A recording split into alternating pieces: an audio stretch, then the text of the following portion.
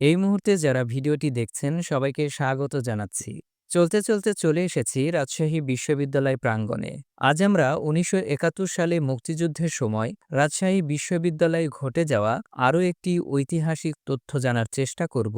পাশাপাশি আপনারা যারা মনোযোগ সহকারে ভিডিওটি দেখবেন তাদের জন্য থাকবে মনোযোগ কুইজ। কুইজে অংশগ্রহণের জন্য ভিডিওটি মনোযোগ দিয়ে সম্পূর্ণ দেখুন।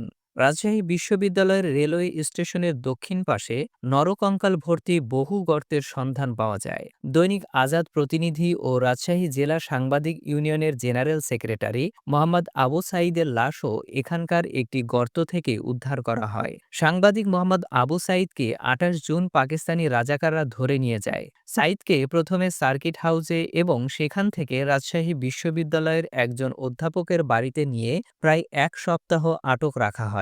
এ সময়ে তার উপর অমানসিক দৈহিক নির্যাতন চালানো হয়।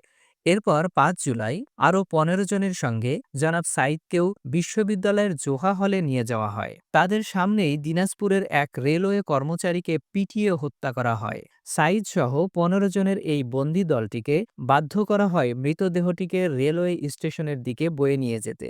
স্টেশনের পাশেই একটি বাবলা গাছের নিচে তাদের সামনেই গর্ত করা হয়। এরপর যে নৃশংস ঘটনা ঘটল তা বলা কঠিন। সকলকে জোর করে গর্তের মধ্যে ঠেলে ফেলে দিয়ে বেয়নেট দিয়ে খোঁচানো শুরু হলো এবং একই সাথে তাদের উপর মাটি চাপা দেওয়া শুরু হয়। আর এভাবেই অর্ধমৃত মানুষগুলোকে মাটি চাপা দিয়ে হত্যা করা হয়। কিন্তু না, সবাই শহীদ হয়নি।